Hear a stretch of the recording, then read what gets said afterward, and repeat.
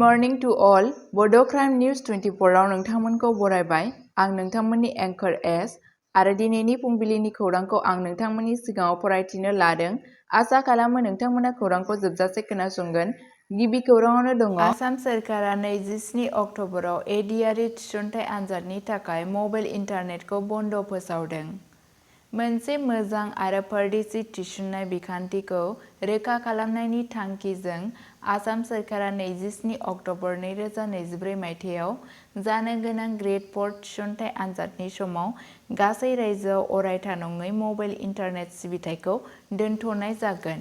नखर आरो राजखान्थियारि बिफाननि उफ्रा गाहाय नेहाथारि अजय तिवारीजों फोसावजानाय बे थिरांथाया आनजादनि समाव जायखिजाया जाथावना गाज्रि आखु एबा हेंथाफोरखौ होबथानायनि थांखि लायो। ओरैहाय आनजादफोराव गासै 8,27,130 बिनायसाफोरा फुंबिलिनि समाव फुंबिलिनि 9 रिंगानिफ्राय 11:30 रिंगासिम 1484 मिरुफोराव बादायलायगोन, जेराव 5,52,002 बिनायसाफोरा 808 मिरुफोराव सानजौफुनि समाव थाखो 8 थाखोनि आनजादखौ सानजौफुनि समाव 1:30 रिंगानिफ्राय बेलासिनि 4 रिंगासिम होगोन होनना खौराङाव मिथिनो मोननाय जादों। नैथि खौराङावनो दङ बिपिएफनि शुद्ध बसुमतारीया रायजो राजानि गोख्रों मददनि गेजेरावनो sidli उफ्रा बिसायख'थिनि थाखाय नमिनेशन गथायनाय जाबाय। sidli बिधानसभा बियाबनि उफ्रा बिसायख'थिनि थाखाय बड'लेण्ड पिपल्स फ्रन्ट (BPF)नि बिजाथि शुद्ध बसुमतारीया शुक्रबारखालि गावनि नमिनेशन बिलाइखौ गथायो, जाय बोथोरनि जेंनागोनां थासारिनि गेजेरावबो रोजा रोजा मददगिरिफोरखौ बोनो हादोंमोन। गथायनायाव काजलगांव जिल्लानि कमिशनारि मावख'आव जादोंमोन, जेराव गोबां सुबुंफोरा गुदि थाखोनि गोख्रों मददखौ दिन्थिदोंमोन। रायजोनि मोनबा बियाबाव उफ्रा बिसायख'थिनि थाखाय नमिनेशन गथायनायनि जोबथा सानाव बिपिएफनि आफादगिरि हाग्रामा महिलारीआ sidliआव थानाय जिदला गेलेमु आफादनि गेलेग्रा फोथाराव मोनसे गिदिर सुबुं गौमायाव बिबुंथि लाखियो।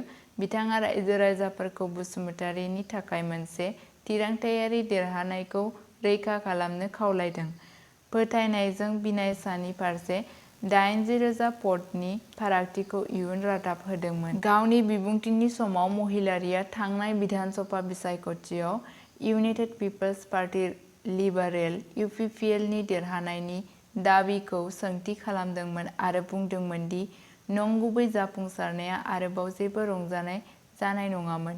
बिथाङा बिपिएफनि बारग' दैदेनगिरि चन्दन ब्रह्मखौ दोलोआव लाबोफिननो नाजानाय होनना फोसावदोंमोन आरो बिथांजों सावरायनाया सिगांनिफ्रायनो सोलिगासिनो दं होनना बुंनायखौ मिथिनो मोननाय जादों।